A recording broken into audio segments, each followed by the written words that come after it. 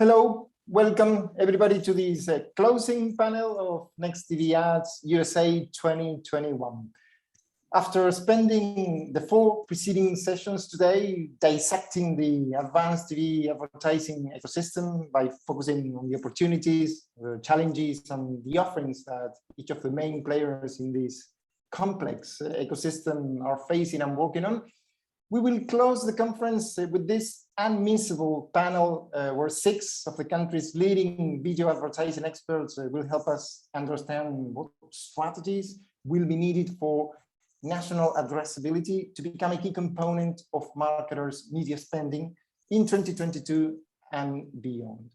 There's a lot to speak with them, and we only have 1 hour, so let me introduce our 6 panelists without further delay. Louis Carr is President of Media Sales at BET Networks. Travis Hockersmith, VP Platform Plus at Vizio. Evan Asselman is SVP Advanced Advertising and Digital Partnerships at AMC Networks. Amy McGovern, VP Addressable Sales at Warner Media. Tyler Fitch is the VP of Advertising Partnerships at Tubi. And Brad Stockton is SVP US National Video Innovation at DENSU. We've got most of our panelists today joining us out of New York, and 2 of our panelists are in the West Coast, I think more specifically San Francisco at the moment. Those are Travis and Tyler. Welcome, everyone. Brad, we spent the whole day discussing the current state and the future prospects for advanced TV advertising, mainly from the sell side perspective. In this closing session, we also have some representatives from some of the nation's most well-known premium video inventory owners. But I'd like to start by asking you, who in this panel will clearly be the voice of the very important demand side. How are advertisers viewing the state of things in the advanced TV market right now? And what are their expectations for the medium term? Yeah, I mean, listen, it's a very exciting time. I mean, we're watching what's going on, all the different offerings that are out there, how we can utilize our data and technology, merge them together to create a better advertising experience to reach the right people at the right time with the right message. So I think there's so much going on, which obviously causes complexity, allows me to have a job. But, as we really think about this space and how it's working, and each advertiser is on their own journey in the advanced advertising space. So what is going to be something net new, shiny object for one advertiser to the next is going to be different as they're on their own journey, exploring how to best reach their audiences across all these different options, whether it's national addressable, connected TV, MVPD addressability, what that also means from a creative perspective. So, I mean, to sum it all up, it's an exciting time. There's a lot of options that are out there, and it's really about figuring out what is the best way for you and as an advertiser for auto versus CPG versus finance, so on and so forth, on how to best take advantage of these opportunities that are out there with some of our great partners that we have here today and beyond. Okay, thanks for that. And Louis, during your 35-year tenure with BET Networks, you've been instrumental in positioning this TV brand as the #1 destination for marketers targeting African-American audiences. What additional targeting capabilities can addressable advertising bring to these brands? Well, I think it can really get them closer and get them to better understand the audience. But what we're seeing, to sort of piggyback off of what Brad said, it is each brand's individual journey as they try to sort of go down and figure this out. Most of our clients, even if they've been with us for a long time, they're still really trying to understand the actual value that Black consumers sort of bring to the overall pie. I think more and more they're realizing that the impact that African Americans is beyond their own community, that the influence and the impact that they have, whether it's in technology, whether it's in fashion, whether it's in music and entertainment, goes way beyond their own community. So they're trying to understand, okay, got that. Now, how do I engage them and get their attention that my brand, my opportunity, my service sort of stands out for them to pick it? So we're really on that journey with them. And what we try to do is to educate them more about the opportunity so they'll want to go beyond the front door, as we would say, and kind of get in the living room and in the dining room and in the kitchen to really sort of engage the overall audience. Amy, like other leading programmers and media companies, Warner Media is in active build mode for national addressable right now. Why do you think is there an appetite for national addressable right now among marketers? And where are we seeing interest and traction? Yeah, excellent question. Bottom line is there's more supply, right? Yeah. We're all rolling out. We're fortunate at Warner that we have a relationship with, not only we're a programmer, but also an MVPD. And so, we're very knowledgeable in the space, and we know after years and years that it works, right? And so one of the things is that we can take precision targeting to scale and lighting up more supply, not only on linear, but all of our touch points for advertisers to drive better business outcomes, absolutely. We conducted a few months ago an ad perception survey among 200 respondents across marketers and the buying community, right? And they cited relevance, right, to the point of delivering the right message to the right consumer at the right time. We hear it, the 3 R's all the time. But clients have invested, like Brad has mentioned and others, a significant amount of time and money in the last 12, 18, 24 months investing in their data, right? And so now that they're seeing results, the more supply that we can bring them to drive these business outcomes, the better off we all are. Okay. Even as linear addressable gradually expands from local to national availability on the linear channels of publishers such as AMC networks, what are the implications for advertisers? Well, I don't know if I would say implications, because I feel like that puts a barrier between them actually doing it. I think it's a new way of buying media that they have to come to terms with and understand that using data to define where the highest composition of your audience is across a linear log, right? So a full schedule of a linear channel is different, because they're going to wind up potentially in different day parts and potentially different shows than they're normally buying it. But they're targeting their audience. They're not looking to just have brand alignment with, The Walking Dead or a show like Better Call Saul. Where I think it also is different for them is the way it's tracked and measured. And I know we're going to definitely talk about that, and I'm not looking to throw that grenade into this panel, 4 minutes into the discussion, but that grenade will explode later on. The grenade will explode too early, but the way that it's measured, the way that the creatives are delivered, the way that plans are put together are very different than just buying the traditional way that they have. And the more advertisers can just lean in and test, I think Amy's right. There's definitely an enormous amount of supply out there. And that's because you have programmers like us that are working hard to make this available. But spending majority of my career in ad tech, I don't think that's anything new for the industry, because I think technology always comes before the programmer. The programmer is doing something before the agency, who's doing something before the advertiser, yet the advertiser is the one who means the most when it comes to the decision. So I think we'll see the continued growth of the supply, and it's going to be education on the advertiser side to let them know the best way to use this. Okay. Tyler, fast services such as Tubi seem to be grabbing more and more of the headlines, covering the rapidly changing viewing habits that are sweeping the television industry. What ad sales business models are being implemented by fast service providers, and with what targeting capabilities? Yeah, and I think caveat there is that, I mean, we've been growing very quickly for the past 8 years.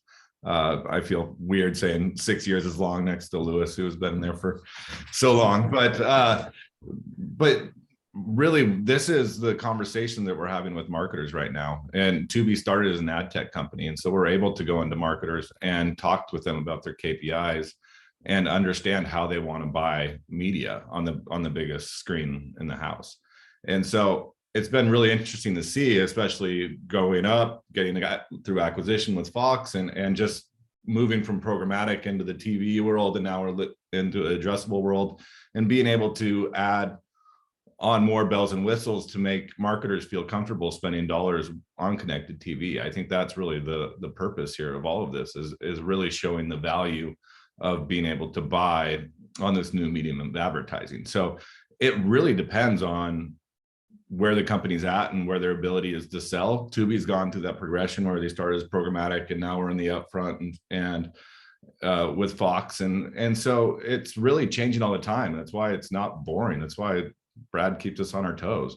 So I really think it's going to continue to change, and we're going to continue to evolve to show our worth and really stand out between all of us. Travis, I think you correct me if I'm wrong, but I'm not mistaken if I say that Vizio is already working with all 5 of the companies sharing this panel with you, which is really a testament to the importance that CTVs have gained as content distributors. How are smart TV companies in general, and Vizio in particular, capitalizing on the growing inventory that this situation is creating for them? Yeah, I mean, you're right. We're fortunate to be working with everyone on the panel here.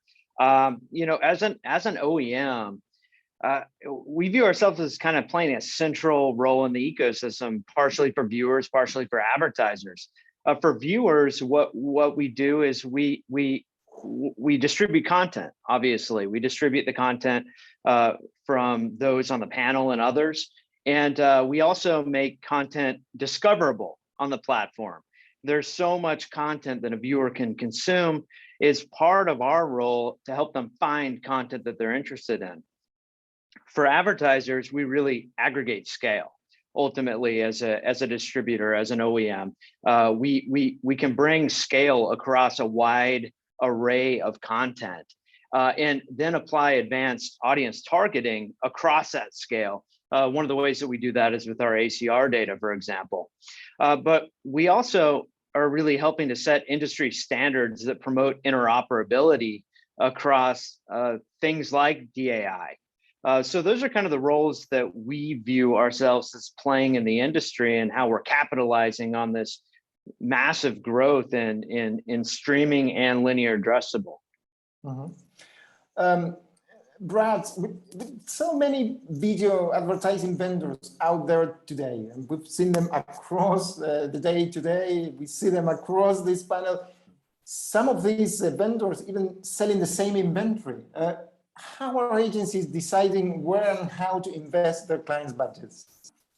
Yeah, I mean, 100%. I mean, every opportunity is something we have to evaluate on each client on an individual basis, and then identify what's the right strategy for you. But there's one key element, especially in the connected TV space. This is definitely where I think it's the most grievous, is who has what access to what inventory. I think that's really core. Where do you have the opportunity to air? We all see frequency issues in the connected TV space. They're happening. We know they're happening, but it's really about why it's happening. Is it happening because somebody's not applying frequency caps? Or is it happening because you're working across and accessing multiple different exchanges, which you might be having the same opportunity to reach of that consumer? So as we think about that space and how we want to make sure as clean as possible to be most effective for our advertisers, it's just really understand where you have the opportunity to air. I think that's the really core element at the beginning, especially when you're thinking about premium inventory in this space. So I think that's a really core element from the beginning to really think about. But there's multiple conversations. There's the connected TV side. Then you start thinking about the national addressable linear side, where you're actually looking at a live stream or a live event, live programming, and or scripted programming, whether live, just watching linear television that now has the ability to be targeted in a dynamic way. Now, who's accessing that inventory and how that's going to come to life? I think we have a lot of things to figure out still. Right now, it's living with the programmers. I think that's where we need to make sure it's living. But as we see technology evolve and how that merges together, that's really what the exciting thing is, and where we're figuring out what the future of advertising is going to look like. What does the next 5 to 10 years hold? It's national addressability and really having a more of a pulse on reaching the right person at the right time against the right inventory in linear television. Okay, so let's now start to bring that grenade into the discussion, because if there is one element that has traditionally aligned the expectations of marketers with the ad offerings from publishers in the legacy TV world, it's been the use of a common currency to measure TV audiences. What will it take for brands and publishers to find a new common ground when it comes to measuring the effectiveness of national addressable campaigns? I'll put this question to more than one of you. Let's start, Luis, with you. Well, that's just a huge question. Take your time, take your time. I'm sitting on a couple of industry committees right friend, now. Luis, if you want. Trying to figure that out. It's a huge question. I don't think there will ever be this common ground going forth. So this is Lewis's opinion. That there will ever be a common ground like a Nielsen going forth. I really don't think that's the direction that the industry wants to go. I think that everybody has sort of lived through that, and everybody thinks there's a better way. You know, there's better opportunities with technology, and as technology continues to improve, I think the opportunities will continue to improve. So I think the real issue is that looking forward, I think all of us have to say, we can't look backwards. We can't keep holding on to what's been there and expect different results. I think that's the end of the day. You got to say, we got to do something different to get new results. So that doesn't mean that Nielsen is out the window or anything like that.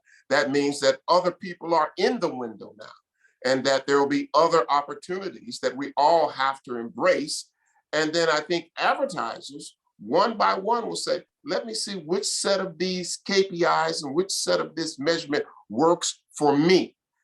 And that's going to require a lot of work, resources, and lift on all of us. But I don't think we're looking back. I think we're looking out the windshield, not through the rearview mirror. Interesting. Amy? I say bring it on. Collaboration, that's my favorite word these days. We've done it before, we'll continue to do it. This is an exciting time. There's a ton of opportunity, but don't forget with this group particularly and others, dealing with currencies, it's not totally new to us. We've been in the advanced data-driven linear space for multiple years and educating our clients and working along with them on different data sets and measuring those and performance. And this is just, how do we scale that effort? How do we standardize it? And obviously verify what we're doing. So a lot of work, but a lot of fun in the process and a lot of collaboration.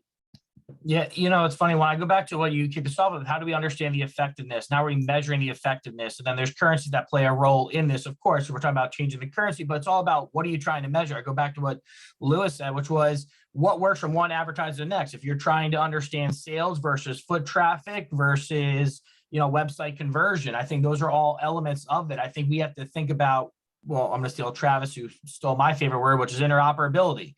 How does those come together? How do we work with multiple different vendors? You have to capture viewership data to then understand the effectiveness. So who was exposed to my ad, viewership data, next to that, did they go take that action? That's what the definition of effectiveness is.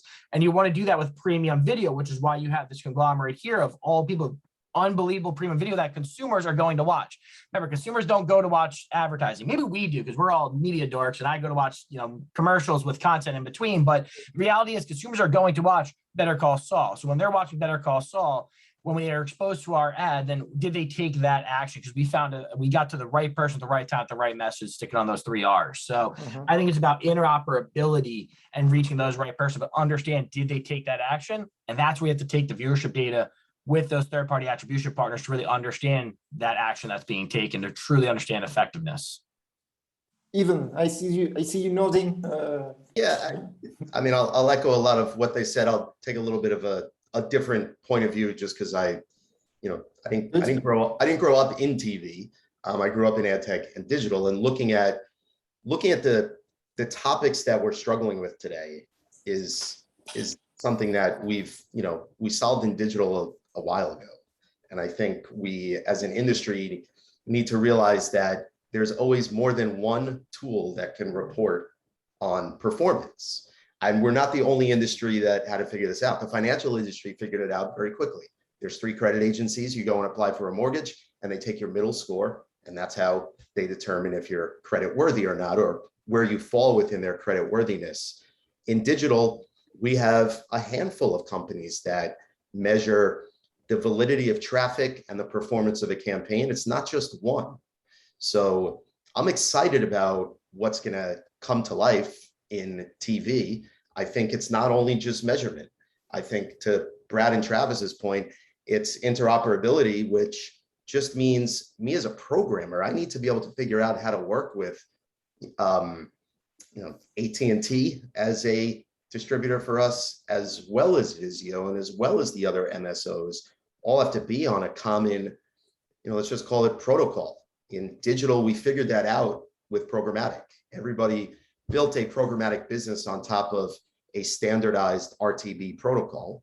I think we can get there as an industry on Addressable, but I don't think we should ever feel that there's a single currency that we use to measure, because all of our content and all of our viewers are different. Tyler's viewers are much different than the people that come to my linear channel on Sunday night at 9 p.m. to watch The Walking Dead. Those are appointment viewers. They want to be there at a certain time to watch it, rather than going to Tubi, where they're going to pull on their demand and their preferences. So it's going to change for all of us. Very interesting. I liked also the analogy with the financial world. I've never heard it before, but it's true. And they're even using the same terminology, right? The credit ratings, and they managed to sort it out. I like that analogy. Very interesting. We do it, in digital. When you run a digital campaign, we work with a client, like Brad calls us up and says, "Oh, we need to do a deal for advertiser A," and it's verified using double verify. We're like, "Well, you know what, Brad, we're a moat shop, so let's run one or the other." And we say, "Okay, if there's a X percentage discrepancy between the numbers, we'll work out this term," and we run the campaign. So that type of real-time creation and decision making is going to come to TV with all of these products that we're talking about. No doubt about it. Tyler, the digital advertising world is moving to a cookieless future. What implications will this have for the way that streaming video publishers engage with ad agencies, with the brands of this world, on issues such as target identification and attribution? Yeah, well, I mean, TV and CTV have never had cookies, so it's never been a problem for us. Or is there going to be a changing landscape? I do think, that said, there is going to be a changing landscape around privacy and tracking, and how do we track across everything. That is the big thing. And whether it's ATT and Apple's opt-in, opt-out of tracking, or things like IP address moving forward. But so there is going to be a lot of balls up in the air, and how we address privacy across the industry and across all devices, and how that's tracked. I think that's a big thing. But at Tubi, I mean, we're building for that future. I mean, I think there's a ton to be said around context. We're a bit different to like Evan, where they're going to see one show. We have 30,000 shows and movies, and how do we decide who's behind that TV or watching that TV show. We're also working with identity players. We did our announcement with LiveRamp ATS and UID 2.0. So being able to provide that addressability factor in real time with a lot of our partners and our advertisers. But we're going to have to keep on our toes. What happens if IP address goes away? What happens if other IDs go away that we use? There's things there that we're going to have to be prepared for. So the cookie has never been an issue. It's been something we've never dealt with. I haven't had to deal with a cookie in 6 years, which has been great. So it really will have to go with the privacy and what we're allowed to do and how we can track users after, like the exposures that Brad was talking about. What did users do after? I think that's where I'm most concerned, is how do we decide what people did after an exposure, because they need to consent to that tracking. Travis, you slightly touch upon ACR on one of your previous answers. I'd like you to explain in a bit more detail what new targeting capabilities are the latest developments in ACR technology bringing to advertisers. Can you give us any examples of that? Sure. Yeah. The number one thing that I think that ACR data like ours allows advertisers to do is coordinate targeting between different inventory pools. So I think it was Brad who was talking a little bit about, like, you run with a bunch of different partners, a bunch of different exchanges, and that creates a redundancy in things like frequency. With ACR data, we're measuring what ads or content hits the glass independent of input, whether it's coming from an app, a cable box, whatever the case may be. And what that allows us to do is kind of coordinate targeting between these different inventory pools. A couple of examples of offerings that we launched this year. One we call universal frequency control. And what that does is it measures the number of times a particular ad that we've ingested hits the glass independent of input. And then for the portion of the buy that runs with Vizio ads, we'll respect how many times we saw the ad prior to us delivering an ad. And if we've seen it a certain number of times, we'll stop delivering so that there's not that overexposure that advertisers are concerned about. Very similarly, we have a capability we call true incremental reach. And what we'll do is look to see if an ad hit the glass on a particular TV at all. And we'll only deliver ads to TVs where the ad has never hit the glass and been detected by ACR. So, you know, one is really optimizing on frequency and the other reach, but those are a couple of examples of how we're using the data for advertisers. Okay, thanks for that. I'd like to touch briefly upon the several industry initiatives that are around to sort of standardize the addressable experience. We've touched upon some of these initiatives in previous panels, and I would like to see also what each of you think. You know, we're talking of Project O, Go Addressable, Open App. There's a few of them around. What role do you think they are or will play in the expansion of the addressable business in the US? Let's start, Amy, with you.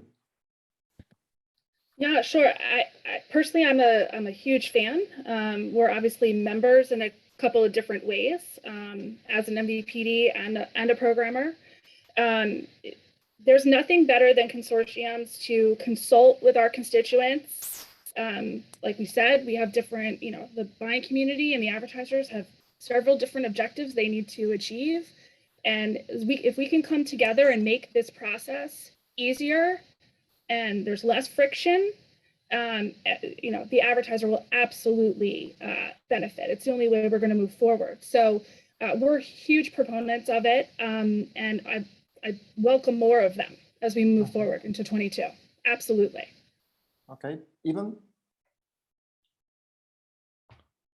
You know, I think they play multiple roles. I like how Amy put it. They are supporters in the industry, right? So the Go Addressable initiative, which we're part of, just, you know, it's program and MVPDs coming together to talk about how to make it easier. I have a lot of hope for that one. And you know, Open AP is a great platform. They've done great work in measurement and data-driven linear. So I see them becoming bigger, and or is maturing into something strong, I think, for everybody here on the panel.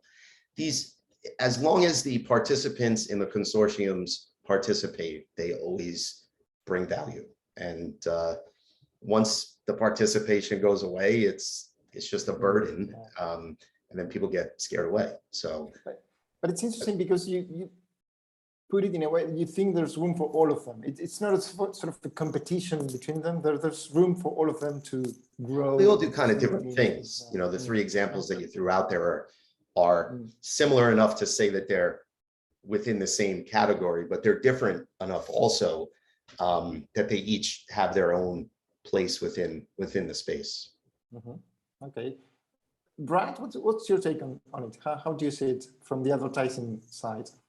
I mean, I think it's extremely important. I mean, it goes back to, the combination of interoperability, but also just really collaborative. I mean, we have to make sure that to Evan's point, they're all slightly different or different enough where they both need to coexist. But when you put them together, you're going to get the most amount of scale on what we're trying to do in the addressability space. How do we lean into the MVPDs that will enable it? How do we lean into the OEMs that are going to enable it? How do we get Roku into this game next to Samsung to do what Vizio has been doing? So yes, I'm calling them out, saying, hey, let's get out there, let's do this together, y'all. But that's the point. The more we come together as an advertising community, both on the sales side, the buying side being the combination of our advertisers and our agencies, the way we come together to allow for the best advertising experience, ultimately for the consumer, the combination reaching the right person at the right time, is that value exchange, and getting relevant ads is what we're talking about here. And the way to do that is how do we actually look at all the technology partners that are out there that are enabling this so we can reach those right consumers at the right time. So I love it. I think we need more of it. I think we need that collaboration. Aura's brought in the agency folks pretty early on. So as the others. I think that's really core to making this really come to life. So I can go to our advertisers with, hey, what should we be thinking about as we're going into 2022? What's that test and learn agenda? What are we going to be learning and pushing this industry forward? Luis? Well, I think it's always good when you have people coming together on a collaboration. I also think it's sort of consulting one another on best practices and new learnings as we sort of go forth. So it's nothing bad. It's only upside when you collaborate like that. So I think it's great, and I think it should continue, and I know it will continue. Travis, Vizio has been one of the big proponents of one of these initiatives, right? So we're really proud of the work that we've accomplished with OR, but we've only accomplished it because it's a consortium. So it's critical for DAI, I believe, that there needs to be scale, and there needs to be a way to transact in kind of a seamless, frictionless type of environment. And you can only do that through an industry standard. And so we set out to help create one with OR. And I believe that at this point, OR is mature enough that the consortium is really driving forward the concept at this point. At some point in time, OR was somewhat synonymous with Vizio, and I don't think that's the case anymore. And that's the way we want it to be. It's not a Vizio-led consortium. Vizio is a part of the consortium. And we as an industry need to figure out how to create this scalable, frictionless model around addressable that's going to attract advertisers into the space. And you can only do that if there's sufficient scale. So we're big proponents of the consortium approach, and I think that OR is making a lot of progress right now. Luis, Travis was mentioning earlier on, he's already working with each of you, but perhaps not each of you individually, but with definitely each of your companies. I think it would be interesting to hear from some of you, and I'll put this question to you. What role are CTV device vendors playing, in your case, in the reach expansion of BET networks' video inventory? Well, currently right now, Juan, we have a lot of new ventures that we have on the table, whether that is BET Plus or BET Studios, and it's all around, content creation and how do we get it to as many people as we can and give it to them in the time that they want to consume it. So I think, that's the role that we are looking for partners to continue to play. And I think there's just tremendous opportunity out there. Amy used this term, this R term, relevance, at the beginning of the panel. And I think that's key for all of us. How do we continue to be relevant on all sides of the coin? Whether it's through our content, whether it's through our reach, whether it's through our interactivity, how do we continue to be relevant for not just the consumer, but also the advertiser? How do they continue to be able to engage consumers on a consistent basis that gives them a return on investment? So I think that's sort of the real key. How do we do that? How do we figure out, and how do we do it consistently? We can do it one-offs, we can do it around our award shows, we can do it around some of the other special things we do, but we need to be able to do it consistently, and we need strategic partners to help us do that. Okay. Amy, let's slightly switch the angle of the conversation, and without really getting too technical, I think it's important for advertisers to understand that there are different ways to do national addressability. Now, Warner Media has chosen a MASO, a multiple advertiser spot optimization model, which is significantly more complex technology than the alternative SASO or the creative versioning model. Why did you decide to go down this path? Thank you for the question. I think it really honestly stems from our experience in the space. Again, our relationship with DirecTV and the addressable space and the local 2 minutes of time over the years in premium content. We saw this as a priority. Listen, we're supporting all of the other programmers as well. It's no easy task. It's a very laborious process. And I have to hand it to the technology and product teams. It's just going straight to a MASO model. It obviously is cumbersome and takes a while. And so maybe some of the others started with SASO, but I commend them for obviously testing that. And there will be a time when we all switch to MASO, but the idea of, again, hitting that audience on a one-to-one level in premium content at national scale was the objective that we set out to do.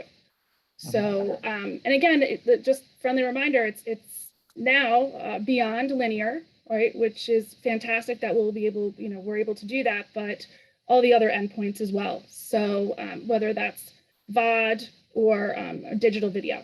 So it's lighting up all supply addressably within the portfolio. Okay. Brad,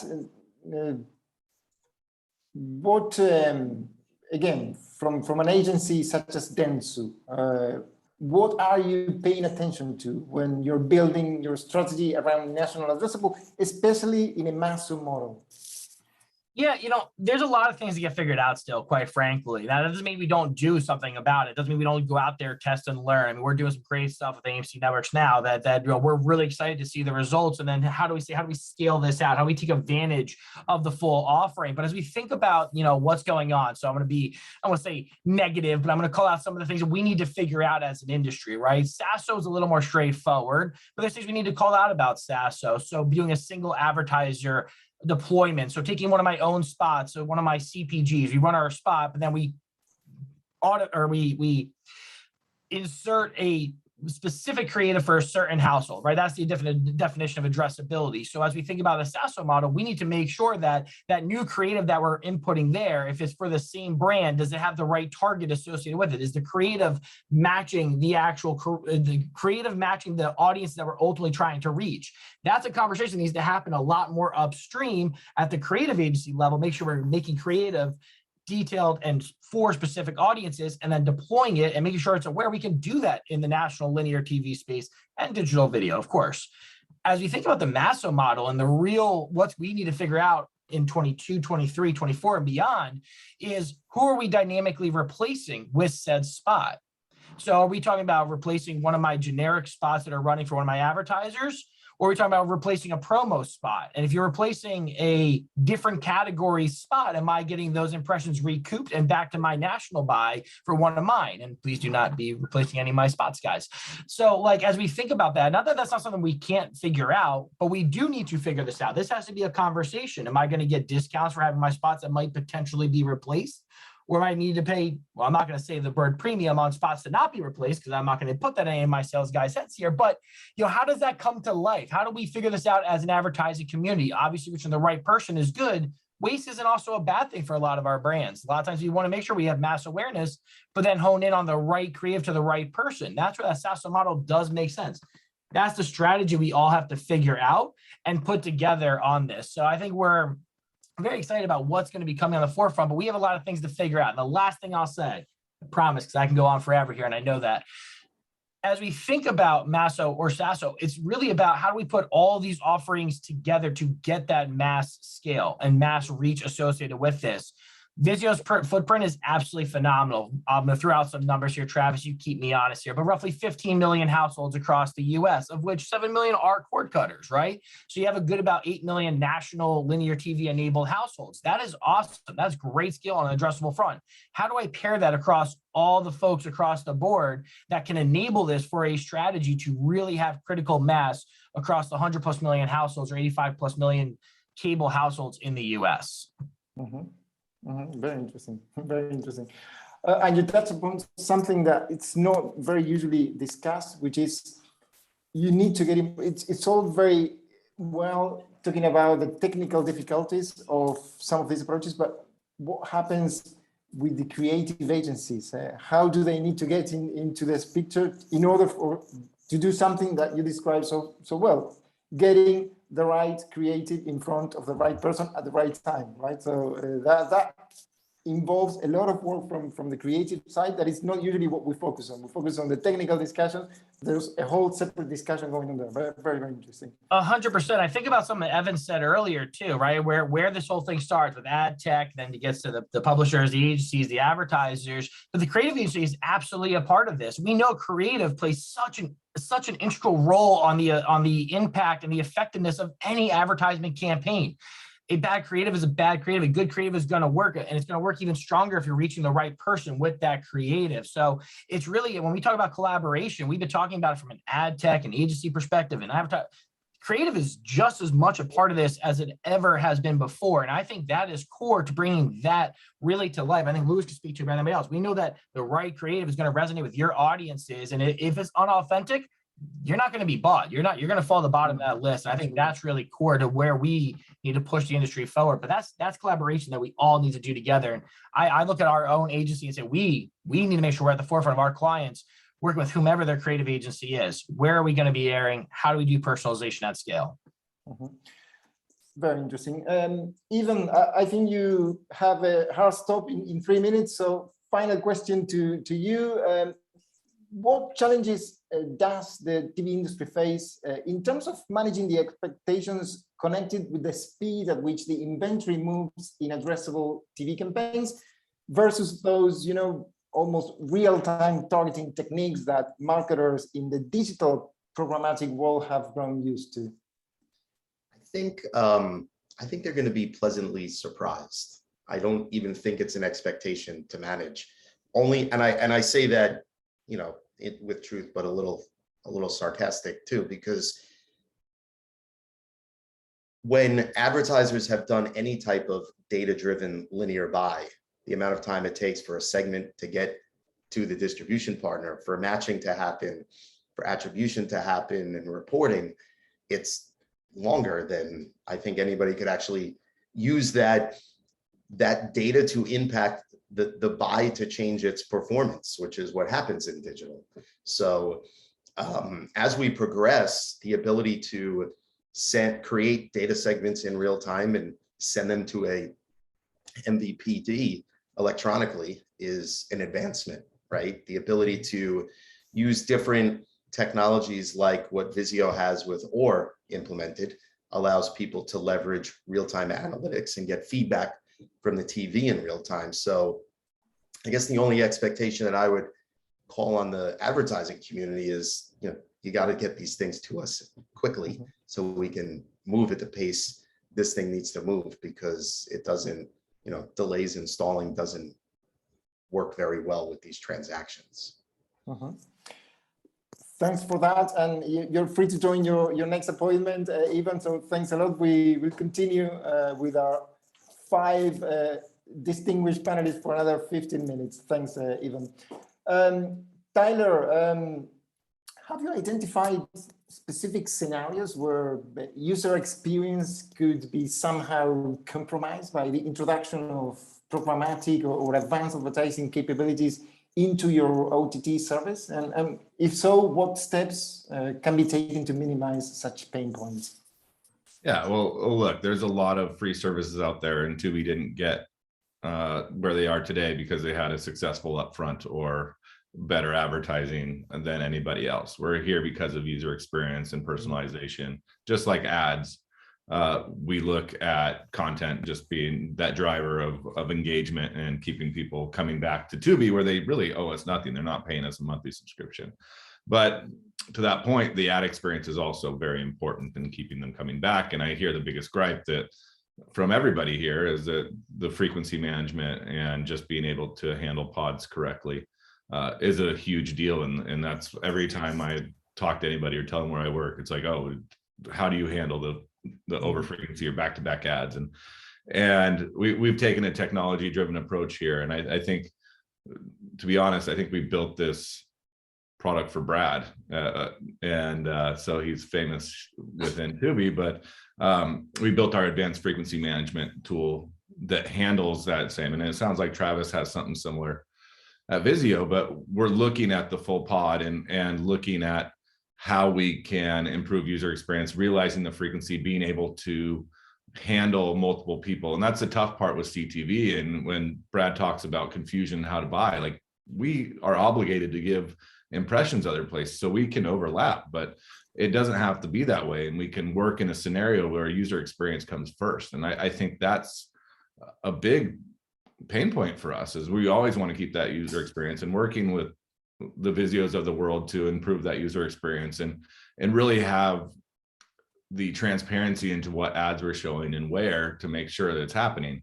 So it's just not people complaining to my team about a bad user experience. We're actually proactively working on helping this out. And then, I mean, we're going to continue working on this, and there has to be some system. I don't think there is one, of us working across all these partners. What ad is showing, we built it with our own tech, and we built our own transcoding engine and things like that. There isn't one way to solve it, but Tubi, as a technology company, first went ahead and tried to build it early on, and hopefully does a good job. Yeah, it's probably something I should have mentioned earlier. Tyler, you are spot on. They announced in the last new fronts, their frequency management tool is second to none. It is truly a technology layer that they built to control their own walls. And it is something that is unique, especially for any of the fast channels out there. And I'm sure I'll get a call for calling that out, but I'll just say, like, it is unique. And that's something that Tubi identified and recognized 3 years ago is not something that was out there, and you guys saw for it. And I applaud you guys for it. And yeah, and I think that goes just this whole discussion here. It's having that conversation with marketers and finding their pain points and trying to solve it. I think each marketer is going to be different, and you have to go and be aggressive and conquer that problem. And then that's one way we can do it. Travis, you were mentioned in this sort of the importance to improve user experience. Do you want to say a few words in terms of what that involves on your side? I mean, it's a lot of what Tyler was talking about in terms of improving the ad pod experience. I talked a little bit about how we use our ACR data to drive that forward.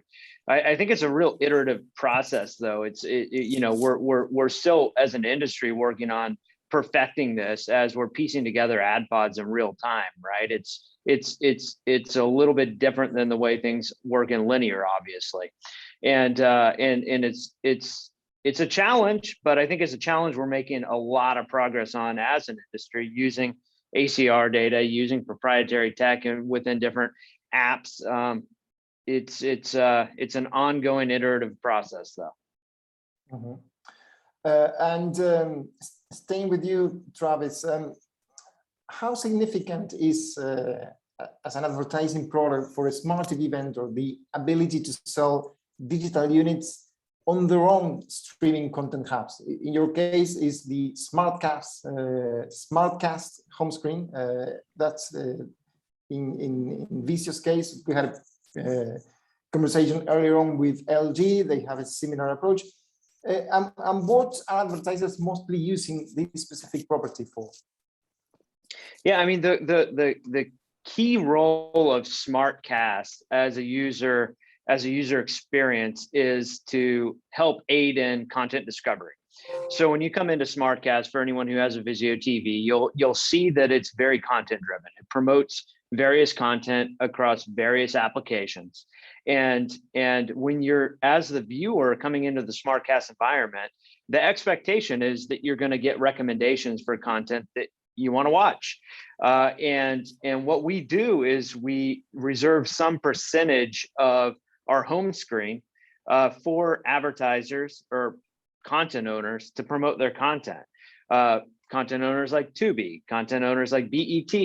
And we find that these units work exceptionally well at driving viewership into apps because the user experience is so content centric or content discovery centric that when we look at the performance metrics of content owners who are using these placements to promote their apps, it brings in viewers and it helps them retain viewers. So it's become a very important part of our business. And I think that the layout of Smartcast in particular just does a fantastic job at driving people into content because it's very content centric. Okay. We've got now less than 10 minutes, so we're starting to round up. And I'd like to, we're coming from a previous panel where it was discussed how national TV broadcasters are also taking or jumping on the addressability opportunity. There was a specific question there that I'd like to put to maybe Luis and Amy, which was, what role does Addressable play in the upfront, or how do you manage specifically for the uncertainty of audience data when negotiating upfronts for advanced and addressable TV? Luis? Well, I think number one, you have to make sure that the consistency of the app and that the content is going to come up when it's supposed to come up. And, you know, we, through COVID, you know, with everybody using an app and using the internet, you know, there has been some inconsistency, but we are addressing that. And I think that the more and more we lean into it, the better it gets. So as we sort of look forward, you know, we have a content pipeline that is tremendous. So it's really getting the technology right. And that's sort of the key to our success as we sort of move forward in the space. Okay. Amy? Yeah, addressable this past year has played a big part in the upfront. You know, traditionally prior in the 2 minutes of local time that we had access to, maybe it was a scatter play, but as it's become a mature business from that standpoint, and advertisers and the agencies have worked so hard on mining their data and refining that and the processes and API integrations and things like that, we've been able to bring it to the upfront discussion, which is fantastic. So, you know, what we do is we have sort of guidelines for engagement up front. So we want to know up front if we've got all of the third-party data needs that we have ready to go for the year for their advertising roster, things like that. We negotiate the rates in the upfront, and you'll see more and more of it as it becomes the greater adoption as we move forward into 22. And so what we do is, it's again going back to something that we love, and that's that consultative sales approach as we work then with our clients and our agency partners and quarter by quarter. And we have strategy sessions on what are the brands, multiple brands KPIs, even for one advertiser. They might even run a number of brands on us. What are they trying to accomplish quarter by quarter? And then we work towards that, all of us. There's a whole team that does it. So again, I think you'll see greater adoption even moving forward, into 22. Okay. And Brad, what do you say to advertisers who might be considering perhaps shifting dollars from traditional to streaming TV, but really worry this might mean leaving behind, that certainty of buying a specific show on a specific night to suddenly find themselves in a situation where they might not know where or even when exactly their creatives are landing? How do you deal with those situations? Yeah, I mean, there's multiple things to unpack there, right? I mean, first off, we know that if you're not moving into the streaming space, you're just not maximizing your reach. So you have to be playing in that space. That's just where we're at in this point in our industry. So you have to diversify your mix. That's first and foremost. Like we have to recognize that. Then as we do that, though, I think it's a funny comment here, but the idea is, TV can learn a lot from digital. That's what we're all saying on this panel. But you know what? Digital can learn a lot from TV too. There's some great things that come with linear television. I'm an OG TV guy. That's where I started my career. I knew every spot that was running down to the second, and I knew what program I was in. Now, in the digital world, we have this awesome opportunity to be very targeted, reach the right person at the right time with the right ad. I know I've been butchering that comment, but there's the idea of what is premium content? Well, premium is in the eyes of the beholder. And if I know that's the right person I want to reach, what they're watching is premium to them. Now, we always are going to put safeguards and guardrails on our buys. I know that I'm working with Turner or I'm working with BET. I know I'm airing next premium content. I'm checking that box right off the bat. So that's easy for me to do. Same thing goes, quite frankly, and for Tubi. You go through their content library. We know that we can put the right guardrails on. No TVMA, no rated R, all that. Fine, great. But we have to recognize that, hey, we can get better at transparency. We need to get better at transparency. I think we all know that on this call, but we have to believe in the data, believe that we're putting ourselves in the right places in the streaming space to ensure that we're reaching the right person at that right time and knowing that the content is still at the core when selecting what partners we're going to work with. So I think that's really what it comes down to it. Okay. And final question, this one will go to each of you, but I'll ask you to take no more than 20 seconds, each of you. How mainstream do you expect national addressable advertising on both linear and streaming to become in the next 3 to 5 years? 20 seconds each, starting with Travis. It'll become ubiquitous. I mean, the viewer isn't thinking about the input. The viewer's sitting in front of a TV. And so we want to be able to deliver ads to the viewer sitting in front of their TV, independent of what input or channel or app it's coming in on. So I think that a linear addressable has certainly evolved to the point where it is working very similarly to the streaming environment. And it's kind of seamless as the viewer between the two. Okay, Luis? I agree with Travis on that. I think the real issue is what Brad has brought up is the right messaging in front of the right consumer. And, when you think about how long will that process take? I mean, the agencies and their clients and the creative agencies have to get together before, we show up. We'll show up with the content, but they have to make sure that the creative is the influence for that particular audience. And I'm sure that in 3 years we'll be there. I don't know if we'll be there in 22 on a scale basis, but I'm sure by 23, 24 we'll be there. Okay. Amy? Yep, I'm short and sweet. I'm going, it's mainstream within 3 years, and it's very exciting. Wow. Tyler? Yeah, I mean, this whole industry, every one of us is around consolidation and make it easier for brands to buy. So it'll be mainstream, it'll be across all channels in one way that makes sense to the marketer, and the user doesn't know whether it's addressable or not. But I think it's all about making it easy to spend on addressable audiences, and that's going to happen fairly quickly. Okay.